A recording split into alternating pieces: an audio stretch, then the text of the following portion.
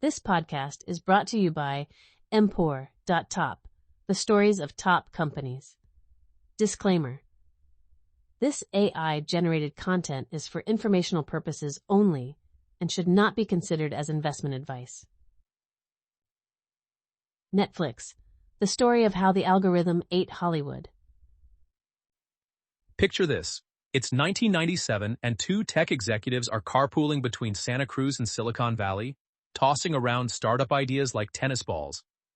One of them, Marc Randolph, is obsessed with the new DVD format.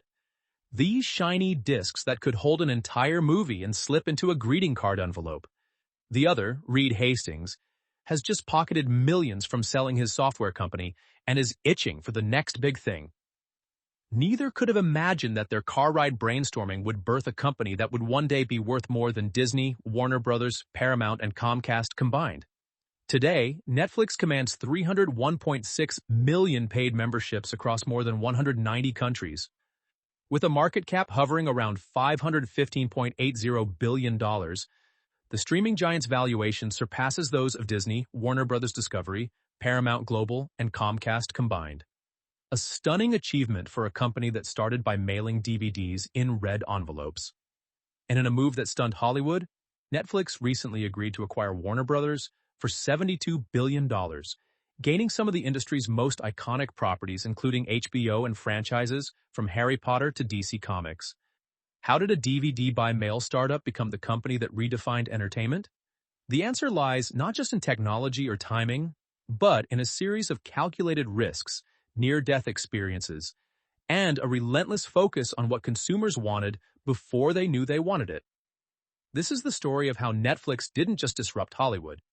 It consumed it, algorithm by algorithm, subscriber by subscriber, until the entire entertainment industry had no choice but to play by its rules. Over the next several hours, we'll explore Netflix's journey from those carpooling conversations to its current dominance. We'll dissect the strategic pivots, the culture that made it possible, and the lessons for founders and investors watching the next wave of disruption unfold. Because while Netflix has won the streaming wars thus far, its acquisition of Warner Bros. Signals that the company isn't just competing anymore. It's consuming Hollywood itself. The Netflix origin story begins not in Silicon Valley's gleaming offices, but in the distinctly unglamorous setting of a commuter car traversing Highway 17 between Santa Cruz and Silicon Valley. For 4 months in 1997, Reed Hastings and Marc Randolph carpooled together while waiting for their previous company's merger to finalize. These daily drives would become the incubator for one of the most transformative companies in entertainment history. Reed Hastings' path to entrepreneurship was anything but conventional. Born in Boston to an attorney father who served in the Nixon administration, and a mother from a Boston Brahmin family who taught her children to disdain high society, Hastings inherited both establishment credentials and an anti-establishment streak. After graduating from Bowdoin College, he joined the Marine Corps, an unusual choice for an Ivy League mathematics major. Following his military service, Hastings joined the Peace Corps, teaching math in Swaziland from 1983 to 1985. It was there, in rural Africa, that he discovered his gift for breaking down complex problems into simple, teachable concepts, a skill that would prove invaluable in Silicon Valley. Returning to the States, Hastings enrolled at Stanford for a master's in computer science. In 1991, he founded Pure Software, a debugging tool company that would grow to 700 employees before merging with Atria Software in 1996 for $700 million. The combined entity, Pure Atria, was then acquired by Rational Software in 1997 for $900 million. But Hastings' experience at Pure taught him a painful lesson. Rapid growth without cultural discipline leads to dysfunction. He later described Pure's culture as having become a cesspool of infighting as it scaled. This scar tissue would profoundly shape how he built Netflix. Marc Randolph, Hastings' carpooling companion, was a serial entrepreneur with a marketer's instincts and a fascination with emerging technologies. During those Highway 17 commutes, Randolph pitched idea after idea. personalized baseball bats, customized dog food, you name it. But the concept that stuck involved the brand new DVD format, introduced in the United States just months earlier in March 1997. DVDs were revolutionary for their time. They could hold an entire movie on a disc the size of a CD, offered superior picture quality to VHS, never needed rewinding, and, crucially, were light enough to mail cheaply. Randolph wanted to replicate Amazon's e-commerce model. The company had IPO'd just months earlier in May 1997, but with entertainment instead of books. Hastings was intrigued but skeptical. Would DVDs survive mailing? The answer came via a simple experiment that has since become Silicon Valley legend. Hastings and Randolph bought a CD, DVDs were still rare, and mailed it to Hastings' house in a greeting card envelope. When it arrived intact, Randolph later recalled, "If there was an aha moment, that was it. The physical properties of the medium, flat, light, durable, made it perfect for mail order distribution." Hastings invested $2.5 million into Netflix from the sale of Pure Atria, which had been acquired by Rational Software in 1997 for $750 million. The financing structure was telling. Hastings secured a massive 68% equity stake as the primary investor, while Randolph, despite being co-founder, owned only about 30% since he didn't contribute capital. This imbalance would shape the company's future leadership dynamics. Netflix launched as the first DVD rental and sales website on April 14, 1998, with 30 employees and 925 titles available. Nearly all DVDs published at the time. The early business model was simple. Customers paid $4 per rental plus $2 for shipping. But this was 1998, the height of the dot-com boom, and everyone was trying to figure out how to make atoms-to-bits businesses work. Randolph and Hastings met with Jeff Bezos, where Amazon offered to acquire Netflix for between $14 and $16 million. Fearing competition from Amazon, Randolph thought the offer was fair, but Hastings, who owned 70% of the company, turned it down on the plane ride home. It was a decision that would prove either genius or foolish. Only time would tell. The late 1990s were a crucible for Netflix. Revenue grew explosively. $1 million in 1998, $5 million in 1999, then $35 million, $75 million, $150 million, reaching almost $300 million by 2002. But beneath these impressive numbers lay a scrappy operation fighting for survival. In those first years, Netflix was less Silicon Valley unicorn and more guerrilla operation. Early employee Cindy Holland compared acquiring DVDs to shoveling coal in the side door of the house. Executives routinely made runs to Walmart and Costco, buying DVDs at full retail price just to meet customer demand. The company's logistics were held together with duct tape and determination. The breakthrough came in September 1999, when Netflix introduced its revolutionary subscription model. For $19.95 per month, customers got unlimited rentals with no due dates, no late fees, and a queue system that automatically sent the next DVD when the previous one was returned. By early 2000, Netflix dropped the per-rental option entirely, betting everything on subscriptions. 3 innovations made this model sing. First, the queue allowed customers to create a wish list of movies, turning selection from a chore into entertainment. Second, the serialized delivery system meant DVDs arrived automatically. Customers never had to remember to order. Third, and perhaps most importantly, Cinematch, Netflix's recommendation algorithm, learned what you liked and suggested what to watch next. In a pre-algorithmic world, this felt like magic. The power dynamics within Netflix shifted dramatically in 1999. Randolph, recognizing his limitations as the company scaled, ceded the CEO position to Hastings and pivoted to head of product development. It was a rare display of ego-free leadership in Silicon Valley. Hastings brought operational discipline from his pure software days. But this time, he was determined not to repeat his cultural mistakes. The dot-com crash of 2000 nearly killed Netflix before it could flourish. While Netflix experienced fast growth in early 2001, the continued effects of the dot-com bubble collapse and the September 11th attacks caused the company to hold off plans for its initial public offering, IPO, and to lay off one-third of its 120 employees.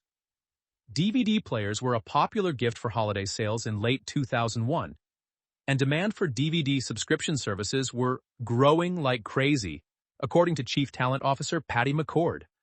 Against this backdrop of crisis and opportunity, Netflix made a fateful decision.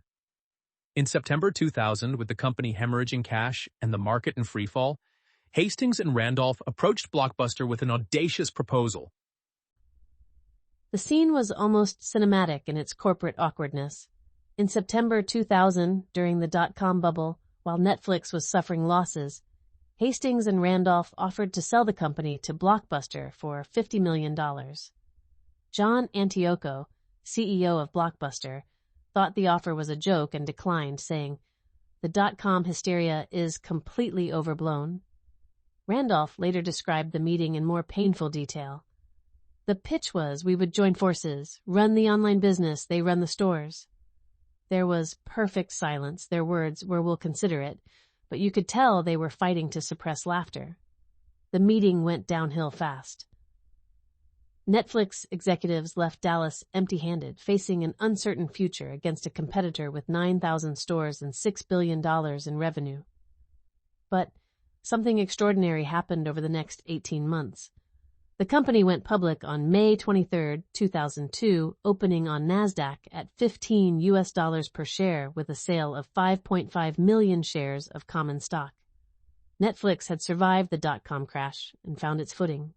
Meanwhile, Blockbuster, fat and happy with late fees that generated $800 million annually, barely noticed the red envelope upstart. By 2004, Blockbuster finally woke up. They launched their own DVD by mail service, leveraging their massive store footprint for returns and exchanges. Then, in 2007 came Total Access, a hybrid model that let customers rent DVDs online and exchange them in stores for free rentals. The service attracted 2 million online subscribers in its first year, but there was a fatal flaw. Blockbuster was losing $2 on every disc rented through the program. The 2007 battle nearly broke Netflix. In one quarter, Netflix lost 55,000 subscribers while Blockbuster's online base continued growing. Things got very scary for Netflix, Randolph admitted. They were hurting us. The stock price plummeted. Wall Street smelled blood. But then came one of the most consequential boardroom dramas in business history. Blockbuster CEO John Antioco, who finally understood the existential threat Netflix posed, wanted to continue investing in Total Access despite the losses. But activist investor Carl Icahn, who had taken a major position in Blockbuster, disagreed violently. The dispute came to a head over Antioco's bonus. In March 2007, Antioco stepped down, replaced by James Keyes, a retail executive from 7-Eleven who had little experience with digital transformation. Keyes immediately reversed course, pulling funding from Total Access to refocus on brick-and-mortar stores. He believed Blockbuster's future lay in becoming a convenience retailer selling popcorn and soda alongside movie rentals. It was a catastrophic misreading of where the market was heading. While Blockbuster retreated, Reed Hastings was preparing for the next phase of warfare. His goal had always been streaming. DVD by mail was merely a way station.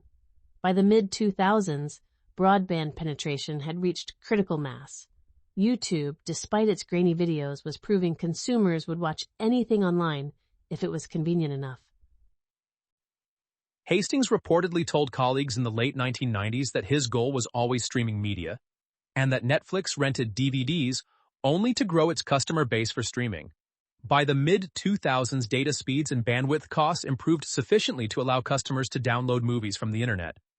The original idea was a Netflix box that could download movies overnight and be ready to watch the next day. By 2005, Netflix had acquired movie rights and designed the box and service. But after witnessing how popular streaming services such as YouTube were, Despite the lack of high-definition content, the concept of using a hardware device was scrapped and replaced with a streaming concept. In January 2007, the company launched a streaming media service, introducing video on demand via the internet. However, at that time, it only had 1,000 films available for streaming, compared to 70,000 available on DVD. The launch was deliberately quiet. No press releases, no fanfare. Netflix simply added a Watch Instantly tab to its website. Subscribers on the $17.99 plan got 18 hours of streaming per month. The selection was pitiful. Old movies, obscure documentaries, content nobody particularly wanted. But Hastings knew something his competitors didn't. Convenience beats quality until quality catches up.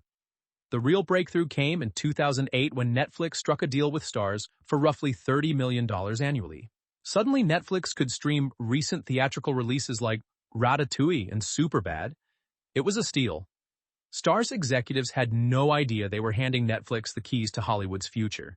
Ted Sarandos, Netflix's content chief who joined in 2000, knew this was just the beginning. He saw Starz as a stopgap measure, understanding that studios wouldn't always share their crown jewels. Looking at HBO's model, he saw no reason Netflix couldn't produce its own water cooler shows. The path to streaming dominance wasn't smooth.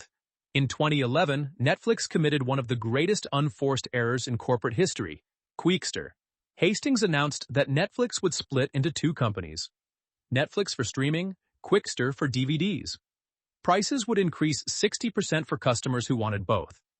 The backlash was immediate and brutal. Netflix lost 800,000 subscribers in a single quarter. The stock cratered from $298 to $53. Hastings' response was remarkable for a Silicon Valley CEO. He admitted complete failure. In a blog post titled "An Explanation and Some Reflections," he wrote, "I messed up. I owe everyone an explanation." He killed Queekster before it launched, kept the services together, and learned a crucial lesson about customer psychology. Never make people feel like they're losing something they already have. What seemed like disaster was actually liberation. The Queekster debacle forced Netflix to commit fully to streaming. With the stock in the toilet and nothing left to lose, Hastings made the boldest bet of his career. Netflix would become a content studio. The meeting in 2011 was unlike anything Hollywood had seen. Netflix executives sat across from the biggest names in television: David Fincher, Kevin Spacey, the team behind a proposed American adaptation of the British political thriller House of Cards. Other networks wanted pilot episodes, focus groups, executive notes. Netflix made a different offer: $100 million for 2 guaranteed seasons, 26 episodes, no pilot needed, complete creative control. Netflix outbid several major cable networks, including HBO and AMC, for House of Cards. The traditional players were stunned. Who greenlights 2 seasons without seeing a single episode? But Netflix had something the others didn't: data. They knew their subscribers loved Fincher's films, political thrillers, and Kevin Spacey. The algorithm had already focus grouped the show. House of Cards debuted February 1st, 2013. It earned rave reviews, attracted waves of new subscribers, and showed Netflix could produce glossy, highbrow TV that made HBO famous. But the real innovation wasn't the quality. It was the delivery. Netflix released all 13 episodes at once, inventing the binge watch. Traditional TV executives called it insane. Viewers called it addictive. Ted Sarandos had perfectly articulated the strategy.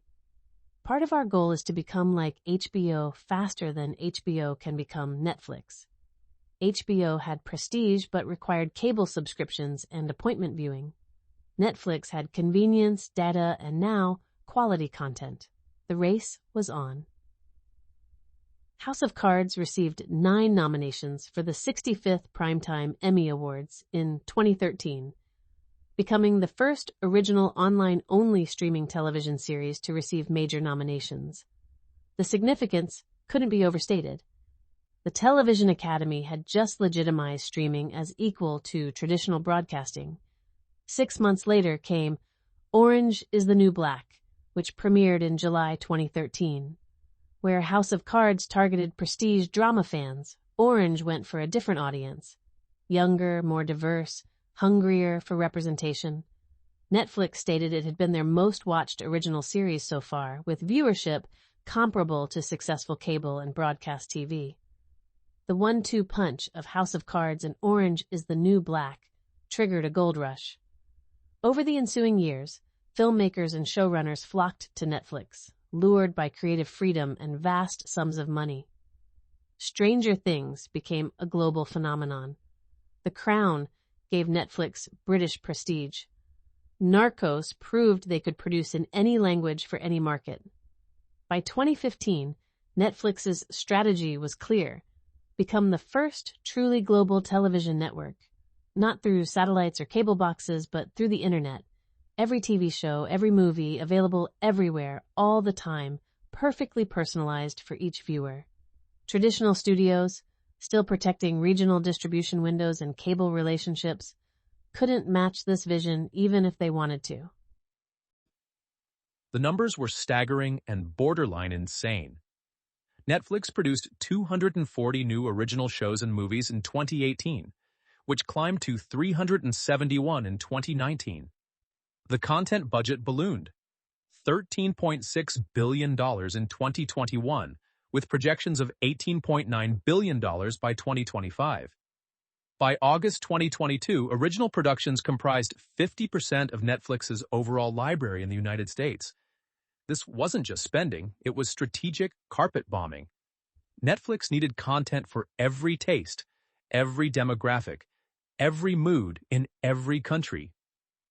A Korean series here, Kingdom, a Spanish heist drama there, La Casa de Papel, a Bollywood spectacular over there, Sacred Games. The algorithm would sort out who watched what. The international expansion strategy was brilliant in its simplicity. Enter a market, license local content, study what works, then produce original local content that could travel globally. Squid Game, a South Korean series that cost $21 million to produce, generated nearly $900 million in value for Netflix. No Hollywood studio saw that coming. But scaling this mountain required more than money. It demanded technological innovation. Netflix built one of the world's most sophisticated content delivery networks, with servers positioned strategically worldwide to minimize buffering. The recommendation algorithm became so advanced, it essentially created a unique version of Netflix for each of its hundreds of millions of users. Competition was heating up. Amazon Prime Video, launched in 2006, was gaining ground with hits like The Marvelous Mrs. Maisel. Hulu, jointly owned by Disney, Fox, and Comcast, offered next-day TV content Netflix couldn't match. But the real threat was still organizing in corporate boardrooms. In 2018, a seemingly small achievement carried massive symbolic weight. Icarus became the first Netflix production to win an Oscar for Best Documentary Feature. The following year, Roma won 3 Academy Awards, including Best Director for Alfonso Cuarón. Netflix had conquered television. Now it was coming for cinema. Traditional Hollywood finally understood the threat. Bob Iger, Disney's visionary CEO, revealed plans for a Netflix competitor in 2017, calling it extremely important, a very significant strategic shift. Disney would pull all its content from Netflix and launch Disney Plus in late 2019. The streaming wars were about to begin in earnest. When COVID-19 locked down the world in March 2020, Netflix was perfectly positioned to benefit. With movie theaters closed and production halted globally, Netflix's library of finished content became entertainment's lifeline. The company added 36 million subscribers in 2020 alone, nearly as many as it had added in the previous 3 years combined. But the pandemic accelerated competitive dynamics too.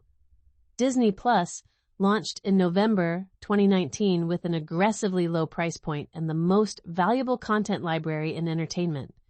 Marvel, Star Wars, Pixar, and a century of family entertainment. It reached 100 million subscribers in just 16 months, a milestone that took Netflix a decade to achieve. During quarantine, when 58% of internet users watched more paid video, every media company suddenly wanted in. The land grab was unprecedented. HBO Max, Peacock, Paramount Plus, Apple TV Plus.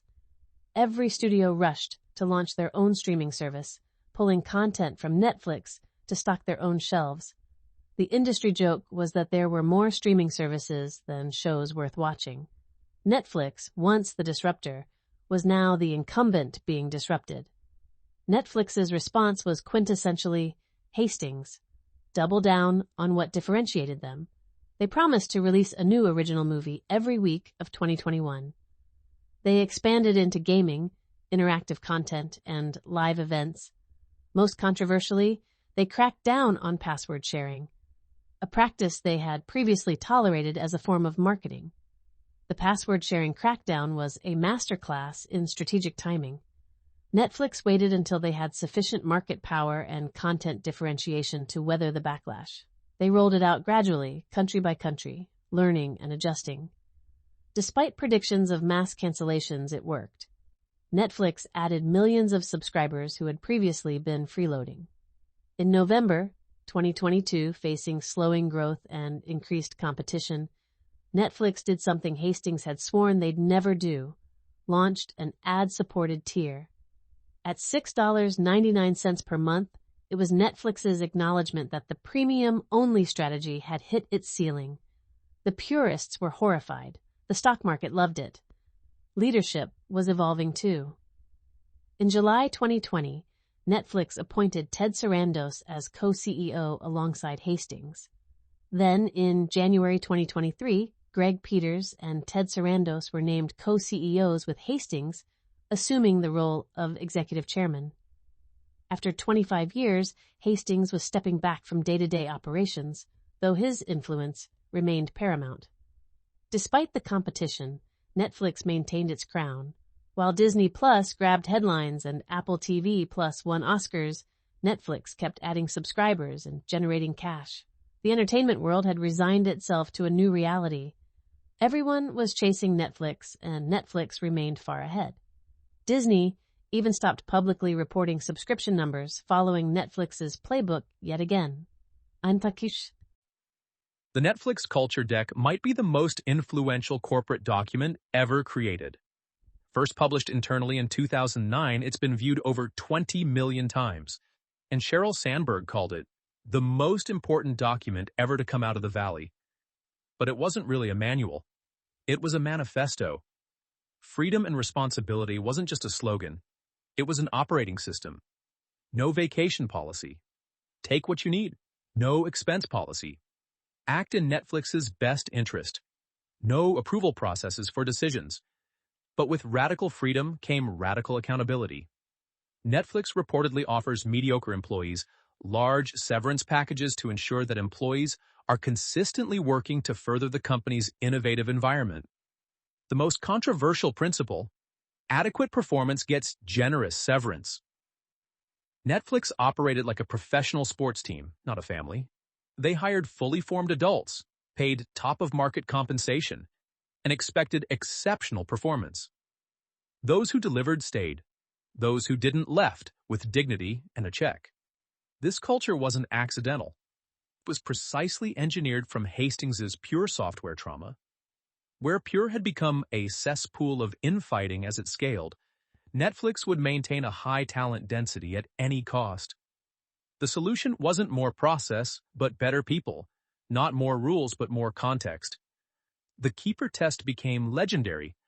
Managers were asked, if this person told you they were leaving for another company, would you fight hard to keep them?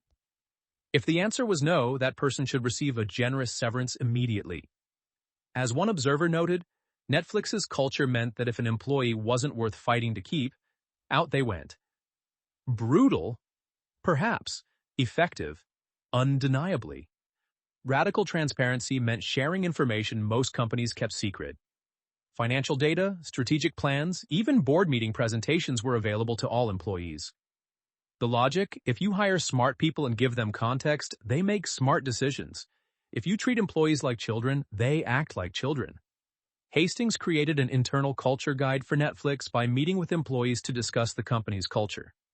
But this wasn't corporate propaganda. It was a living document, constantly evolving based on what worked and what didn't. When something failed, they discussed it openly, learned from it, and updated the culture accordingly. The decision-making framework was elegantly simple. Push decisions down to the lowest competent level. Don't seek consensus, seek the best answer. Disagree openly, then commit fully. Farming for dissent became a crucial leadership skill, actively soliciting disagreement to avoid groupthink. In 2020, Hastings released No Rules Rules, Netflix and the Culture of Reinvention, co-authored with business professor Aaron Meyer. The book revealed even more radical practices.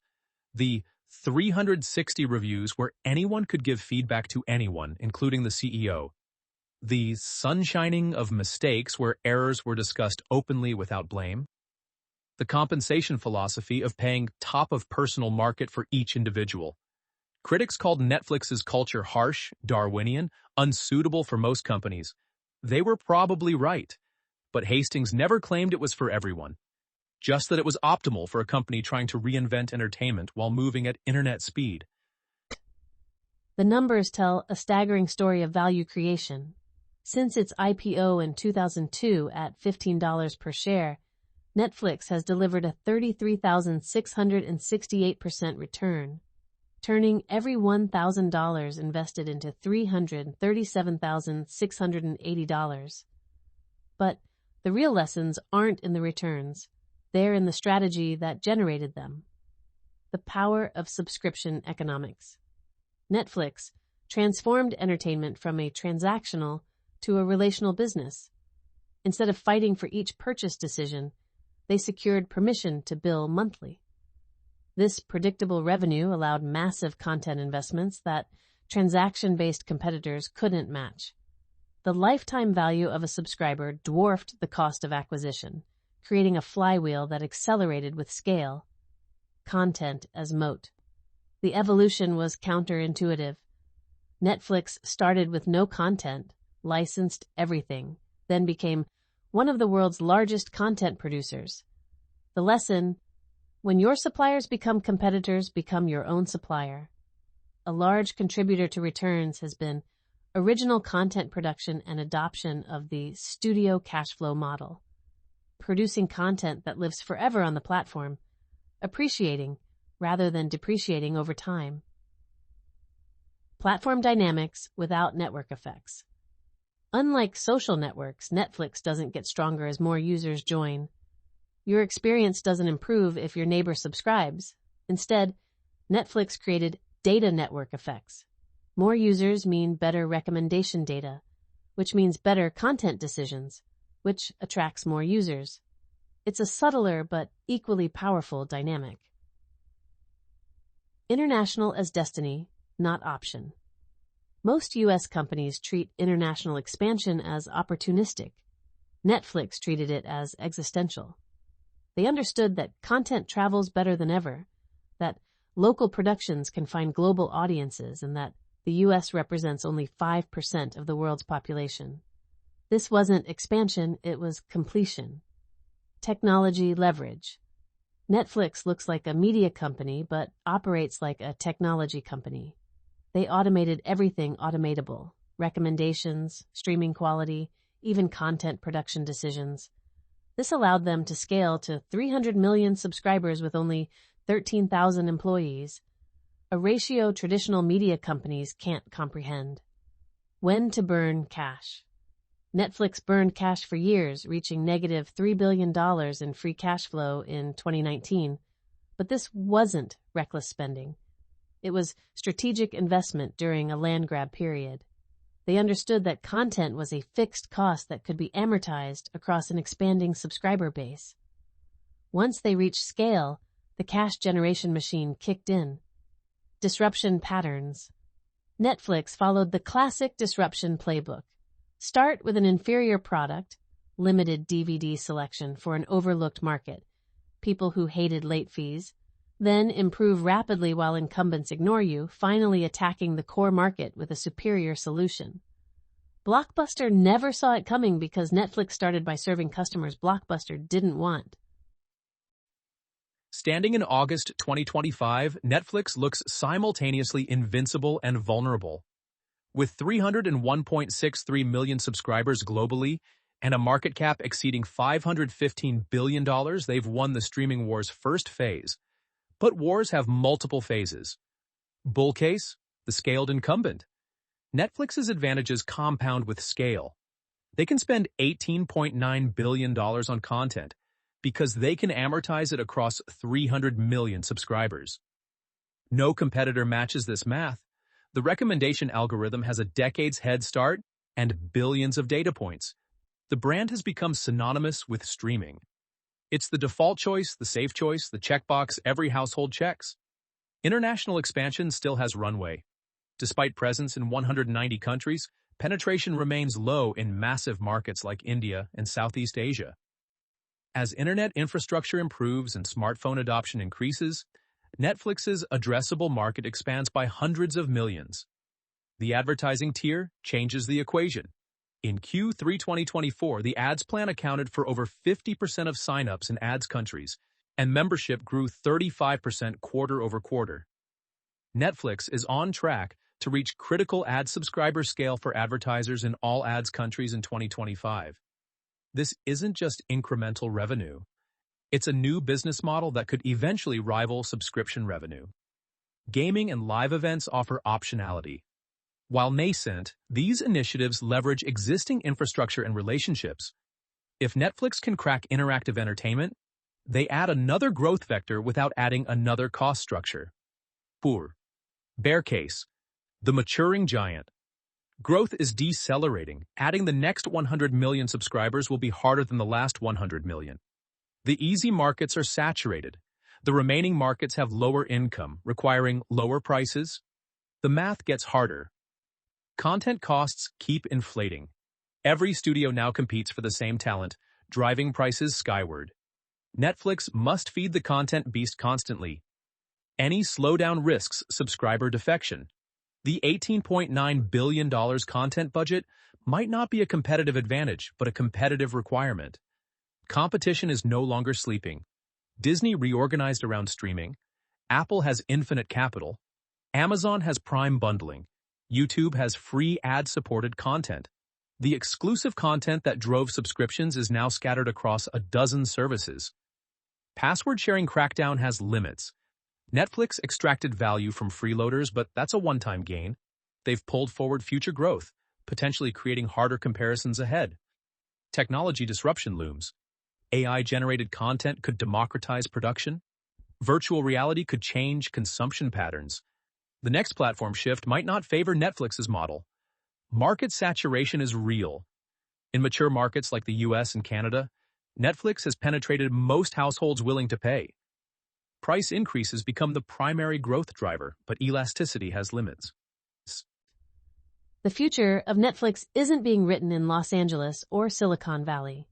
It's being written in boxing rings and football stadiums. Netflix's November 2024 Jake Paul versus Mike Tyson fight and Christmas Day NFL games represent more than diversification. They're acknowledgments that appointment viewing still matters, that shared cultural moments still drive value. Netflix is becoming the new home for WWE Raw starting January 6th, 2025. A weekly live show that transforms Netflix from an on-demand library into a destination for live entertainment. This isn't just adding content. It's adding urgency, community, conversation, elements the algorithm can't manufacture.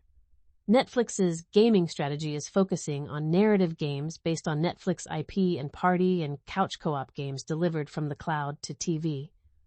We think of this as a successor to Family Board Game Night, says co-CEO Greg Peters. The vision is compelling. Netflix becomes not just what you watch, but what you do. If we were running Netflix, the strategic priorities would be clear but contrarian. Embrace bundling's return. The streaming war's dirty secret is that unbundling has failed consumers. Too many services, too much complexity, too much cost. Netflix should lead rebundling efforts, partnering rather than competing where it makes sense. Better to give up margin than lose relevance. Develop true franchises. Netflix creates hits, but rarely franchises. Where's their Marvel? Their Star Wars? They need intellectual property that transcends the platform, that creates cultural staying power beyond the next binge. Monetize the algorithm. Netflix's recommendation engine is arguably the world's best at predicting entertainment preferences. This capability has value beyond Netflix. For theaters, game publishers, music platforms, license it carefully. Go deeper, not wider. Instead of making content for everyone everywhere, dominate specific verticals completely. Own comedy, own true crime, own anime. Depth creates defensibility that breadth cannot. Solve discovery paradox. Netflix has so much content that finding something to watch has become work. The interface needs radical reimagination. Perhaps AI-powered, perhaps social, perhaps something entirely new. The biggest surprise in Netflix's journey isn't that they disrupted Hollywood. Disruption was inevitable once distribution went digital. The surprise is how they've maintained leadership despite every major media company gunning for them. And now, with the Warner Brothers acquisition, Netflix isn't just disrupting Hollywood anymore, but buying it outright. They've proven that execution beats strategy, that culture beats process, that speed beats perfection. For founders, Netflix teaches that timing matters, but persistence matters more. Hastings pursued streaming for a decade before technology caught up. For investors, it demonstrates that dominant platforms create winner-take-most dynamics, even without traditional network effects. The moats are different, but no less deep. The ultimate lesson might be the simplest. Netflix won by giving customers what they wanted before they knew they wanted it. No late fees became unlimited. Streaming became binge-watching, became personalized entertainment. Each evolution seemed obvious in retrospect, revolutionary in the moment. Latest quarterly earnings. Q4 2024. Netflix delivered Blockbuster. Q4 2024 results with earnings per share of $4.27 versus $4.20. Expected in revenue of $10.25 billion versus $10.11 billion expected according to LSEG. The company surpassed 300 million paid memberships during the quarter, adding a record 19 million subscribers driven by its content slate, improved product, and typical fourth quarter seasonality. For the full year 2024, revenue grew 16%, and operating margin expanded 6 points to 27%, with operating income exceeding $10 billion for the first time in Netflix's history. New content announcements. Looking ahead to 2025, Netflix has the return of Stranger Things and Wednesday, two of its biggest hits. Additionally, the streamer will release a collection of new films from top directors, including Daniel Craig and Rian Johnson's third Knives Out film, a Russo brothers project called The Electric State, starring Millie Bobby Brown, Happy Gilmore 2 with Adam Sandler, and a new take on Frankenstein from Guillermo del Toro. Warner Brothers acquisition. In a landmark deal that stunned Hollywood, Netflix agreed to acquire Warner Brothers for $72 billion after the entertainment company splits its studios and HBO Max streaming business from its cable networks. The deal gives Netflix a massive vault of TV and movie franchises, from Harry Potter to DC Comics, plus the iconic Warner Bros. Lot in Burbank. Netflix beat rival bidders Paramount and Comcast, with the winning bid coming together at breakneck pace after Paramount's aggressive, unsolicited approaches prompted Warner Discovery to put itself up for sale. Netflix has said it would continue Warner Bros. Operations, including selling shows to other networks and releasing Warner films in theaters. The companies expect the regulatory review process to take at least a year, and a senior Trump administration official indicated that advisors are concerned about the deal. Strategic partnerships and live events. Q4 2024's live events outperformed expectations. Squid Game Season 2 is on track to become one of Netflix's most-watched original series seasons.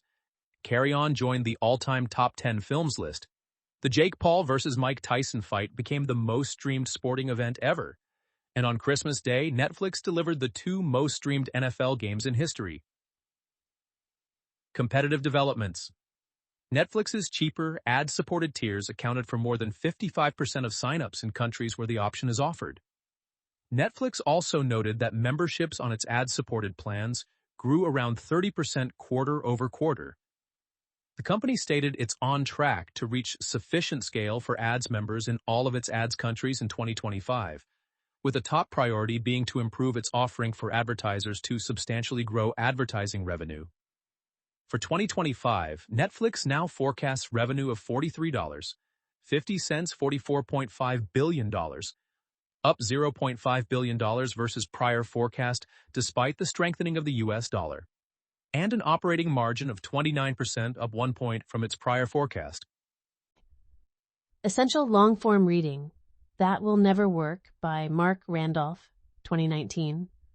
The co-founder's insider account of Netflix's early days. No Rules by Reed Hastings and Aaron Meyer, 2020. Deep dive into Netflix's radical culture. Netflixed by Gina Keating, 2012. The definitive account of the Netflix Blockbuster war. The Netflix Effect, edited by Kevin McDonald and Daniel Smith-Rousey, 2016.